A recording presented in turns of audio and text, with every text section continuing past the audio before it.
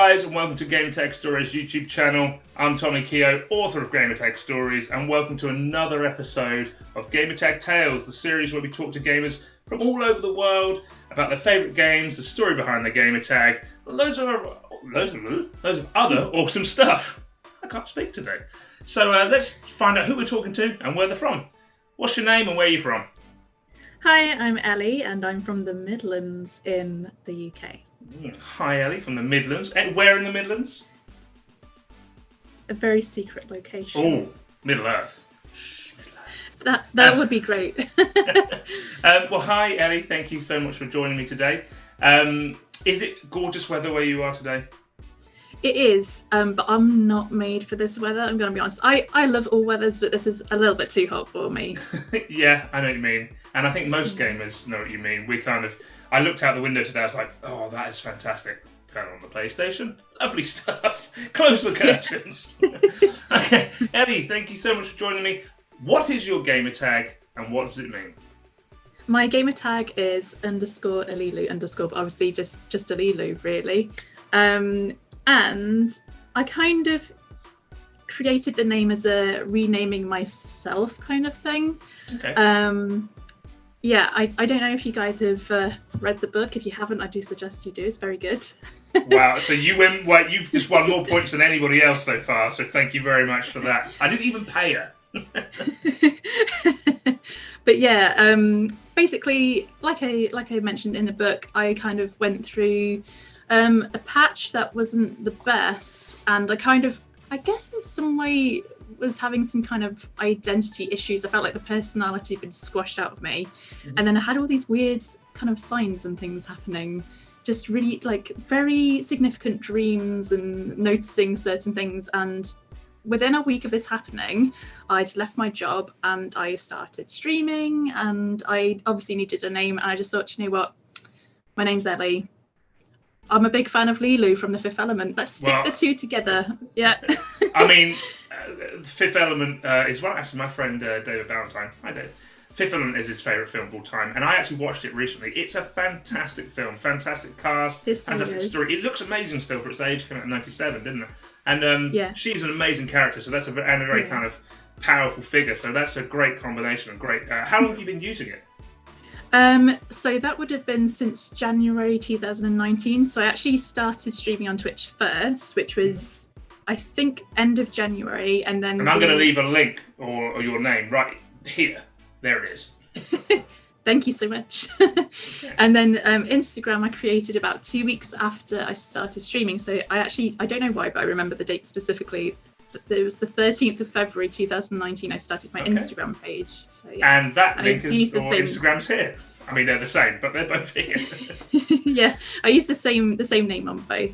Okay, so obviously that's a fantastic story, and everyone has kind of crises, shall we say, kind of every now and then. People kind of reassess things going on in their life, and obviously it's a very meaningful thing to you.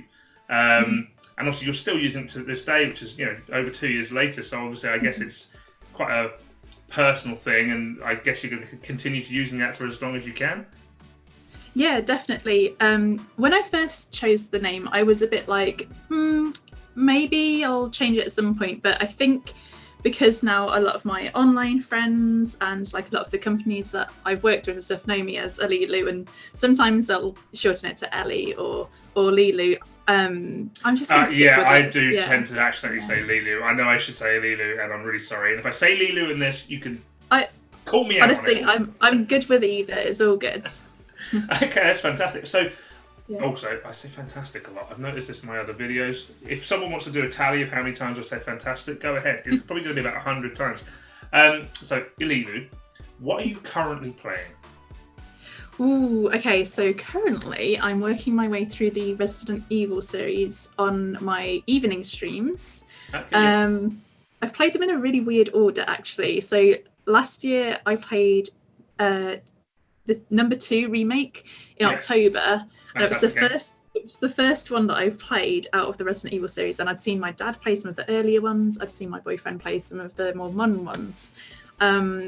And like I felt like physical pain. I was that scared. Yeah.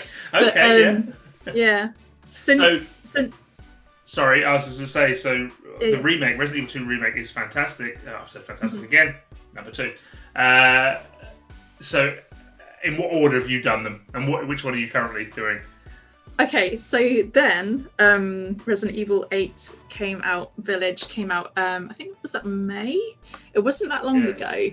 And April, May. I played it once and I went into it, I was quite scared and nervous, but actually, a lot of people said this, it's not that much of a scary game, it does have its moments, but I found it, like, so good. I just had to play it again, so I've played it twice now, and I'm going to play it again. Were you playing on your PC? Yeah, so I got Village on the PC because it was actually around the time I got my new PC, and I was like, let's try out that graphics. Which I have seen, and it looks very nice. It was spectacular. So that was great. Yeah, so I played that twice. Then I played the number 3 remake. Yep. Then I've just finished number 7, and I'm gonna be going on to 4 next. So it is a really weird order that I'm playing them in. So the number 3, the original number 3, it came out in '99. I remember it. I'm old. Is my favourite from the series. I think I was 14 at the time, and so I was kind of action and zombies and all that stuff. And the remake got a little bit of flack because obviously it was, compared to the second one, it's quite short. I still and they missed out quite a few sections. I understand, but I still loved it. I think it's a great game. And 8 as well. I played that recently, and in fact, it was, my girlfriend's not a massive gamer, but it was so good and the story so compelling. She sat and watched it. I wouldn't play it without her, and we kind of did the story together. So they're great games, really, really good. I said great, not fantastic. Okay, so now this leads me into my next question. I need you to give me your 5 top favourite games of all time, starting with number 5 and working down to number 1. Here we go. Okay. This is really hard, and I'm changing it from the book. I'm so sorry. Continuity mistakes. Well, hey, opinions change, and that's absolutely fine.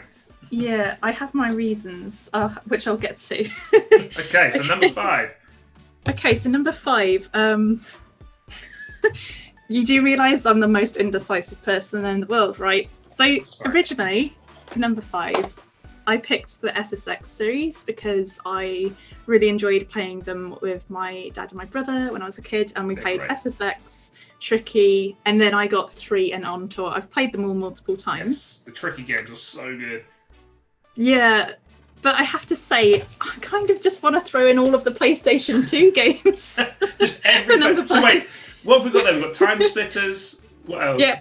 We've got, Metal Gear Solid. I've got Sons of Liberty here, but I've played the one before this and the one after Snake Eater, and they're all really good. Snake Eater's great. I just love Snake so much. Yes. He's such a great character. And have you the ever whole seen cast of characters Escape from New York and Escape from LA, which Kurt Russell has in Big Trouble in China? So he plays Snake Plissken, who he's based off. Yes, so I remember reading about the whole Plissken thing, but I don't think I've actually seen those films, but I have seen the one that's behind you there on the poster. Yeah. Big Trouble in Little China. Check out Escape from New York and LA, and then it'll make your love for Metal Gear Solid even better. That's everyone, by the way. Everyone watching this, go watch those films right now. Well, after this video. Okay, so we've got... This is all still number 5, by the way. So yeah, this is number 5. Okay, right. But yeah, and I just love the artwork on all of the games as well. Okay, so I actually played this for the first time this year. I haven't quite beaten it because the boss at the end is just killing me. But Beyond Good and Evil, I didn't get a chance to play it when I was a kid because I just didn't get it. But I remember always seeing the box and really wanting it. I just didn't have it. But I think a lot of people had that. And there's been talks of a sequel for years, and now apparently it's in development. And who knows? But yeah, that's another great game. I heard that it's still going to be done, but I think they've lost some of the people that might have been involved. So. Now, it's not that it's insane, but Duke Nukem Forever, which took like 15 years development or something ridiculous like that, when there's long development stages like that, it was always slightly worrying, but hopefully they can pull it off. Okay, we're still on number 5. Let's power through this one. Let's see what else we've got. I'll try and be quick with these. But yeah, that one was just great, really unique. Time Splitters, again, just because the amount of time I spent playing it with my brother, and the first one as well. 1 and 2 are the best, and then Amazing I'm keeping games. SSX in there as well. So yeah, that's fine. So that's the first time. So we had, I think it was Saprox and a few others.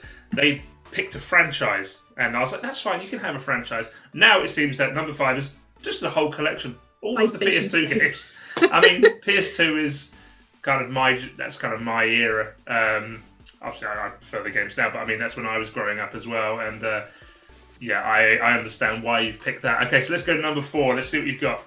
Okay, now this one I think I did have as number 3 before, but I'm moving it down to number 4. Okay. I still love it.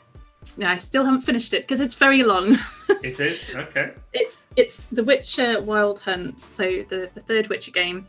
Yes. But the only reason I'm moving it down is because I can't not do side quests, and there's a lot.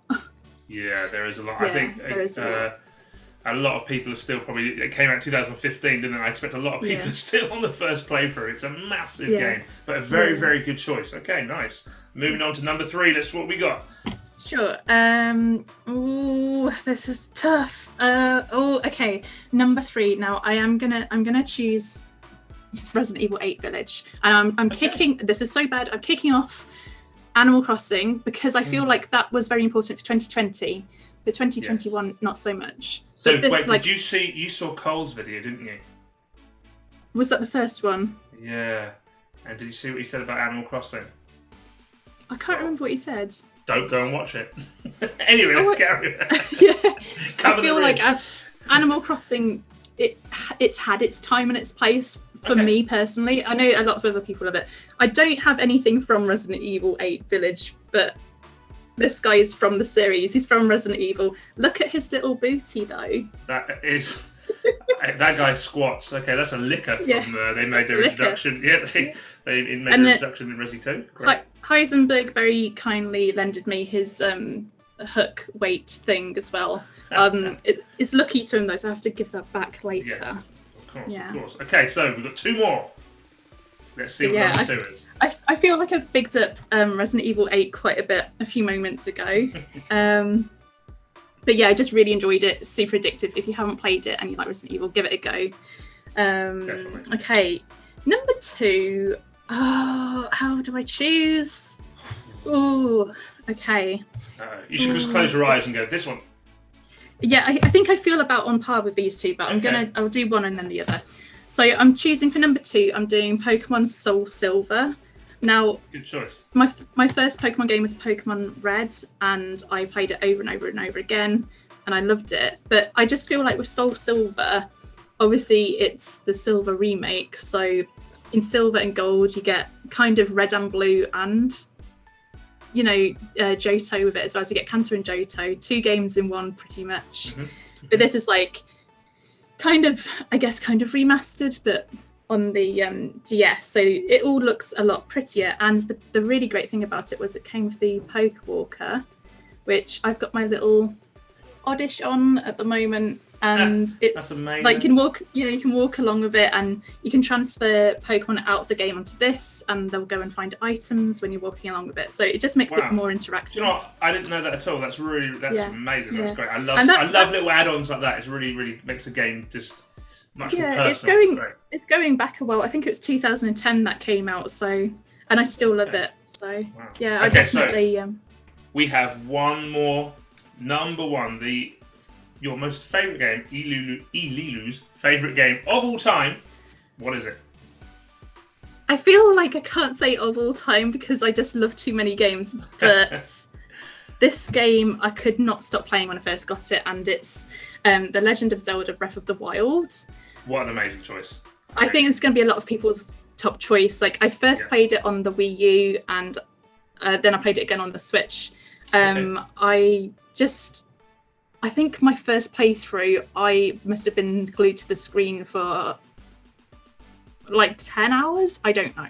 So now, games that can do that to you still, when you find a game and you're just like, I cannot stop playing this. Yeah. They're so special. Like, it's fantastic when that happens. And obviously it means something really personal to you, and what a great choice. I haven't actually played it. I know I put my hand up. I don't have a Switch or a Wii U. So if someone wants to get me a Switch, that's fine. But I've seen it, and it looks great, and I would love to give it a go one day. So I'll tell you. Oh. Sorry, I was going to say, I'll tell you. Like, basically, I think it's the exploring element that is the really addictive thing about it, because I think that's the same with why I love The Witcher so much. Is I just love to just go and explore. Like, I love exploring in real life, but I love exploring in games, and there's a lot to find on it, and you can really take your time. You can look in every nook and cranny, and there's going to be something. And I find that sometimes with games that try to be open world, it can, on the outside, it can look like there's a lot to see, but then you try and look into the details and there's not much. But this does have it in the details. Like, there's a lot Ubisoft. to find. Not Ubisoft. But yes, there seems to be quite a few open world games that are just kind of bleh. They are great choices. What a massive selection. More than 5 games, but we'll let that slide. We've got an entire generation of games, but what a generation it is. Okay, so obviously we mentioned your PC, we mentioned Switch and some other bits there. So nice and quickly, what consoles and systems do you have? It's gonna take a while. So we've got in here, we've got a Nintendo Switch, PlayStation 4 2, Classic, Xbox Series S, Nintendo 64, PC, some handhelds like DS's. Those are mine. It's like a gaming museum in there. And then there's some more in some other rooms that aren't mine, but I also play. These are mine. PlayStation 5. Okay. So you've got essentially everything under the sun, which is great. So that I've got a couple more questions for you. Obviously, you've got a long kind of history of gaming consoles and stuff. So how long have you been gaming? I don't think I gamed until I was not properly until I was probably about 8 or 9, and I got Pokemon Red. That was my first, like, my own like game thing. Yeah. I'd played, little bits at friends' houses, but we'd never had any console until then. We didn't have an N64 or a PlayStation 1. But then, leading up to one Christmas, my dad one year was like, I hear there's a thing called a PlayStation 2 coming out. Maybe we should get one for the family. I'm like, yeah, for the family. You want the PlayStation 2. But we ended up spending so many hours on it playing together. So yeah, I think PlayStation 2 is our first console. And I think that's probably why it leads into that generation of games being so important to you. Yeah. So everyone's got games that are important to them, and it's so good. I love the gaming community and how passionate they get about stuff they enjoy. It's so good. But here is the killer question. Okay, so I'm going to be asking this to absolutely everyone. And if you've seen some of the stuff, you can plan for it. But if you haven't, you're going to be caught out here. What game out of all of gaming history do you think is overrated and why? Ooh, that is a very good question. And you've only got one choice. I should just go with like my gut instinct, shouldn't I? I'm really bad at Did something went decisions. Something hit you there, didn't it? You're going, oh, I'm thinking this. Yeah. People are gonna hate me so much. Everyone says that. It's great. Yeah, people are gonna hate me so much. I kind of think, please don't like hunt me down and kill me, people. But Stardew Valley is not something that I clicked with personally. It looks beautiful. The music is gorgeous. But personally, I was just not good at the gameplay. I think for me, the bit that killed it for me was just how short the days are when, like, at least when you start. Like, I don't know if that changes, but I just couldn't. Yeah, I felt like I would wake up. The character would wake up, and I'd get to one side of the map, and then they'd collapse because it's nighttime, and I just couldn't get anything done. And that sounds like my normal daily life. I'd get up, I'd get to the other side, I'd collapse, can't get anything done. Yeah. Okay, so Stardew Valley gets a big thumbs down from me, Lulu. We don't like that. Okay, not. But hey, that's fine. We've had some interesting choices so far. One of them being Animal Crossing. Another one being, I can't remember. You have to go and watch the videos to find out. Thank you so much for joining me today. It's been fantastic. Thank you for all the support You've shown the YouTube channel, the Instagram, the book, the fact that you're in the book. And in fact, I think you'll actually, apart from myself being such a vain guy, putting myself in the beginning of the book, you are the first entry in the book. I think my underscore helped me with that. It did, yeah. It's in alphabetical order, so well done. You're obviously a very passionate gamer. You've got an awesome setup there. It's really fantastic. I really do mean it from the bottom of my heart. Thank you so much, and everyone else who watches these videos. And it's been a pleasure getting to talk to you. So thank you very, very much, and I'll see you soon. No problem. Thank you so much for inviting me. Cheers.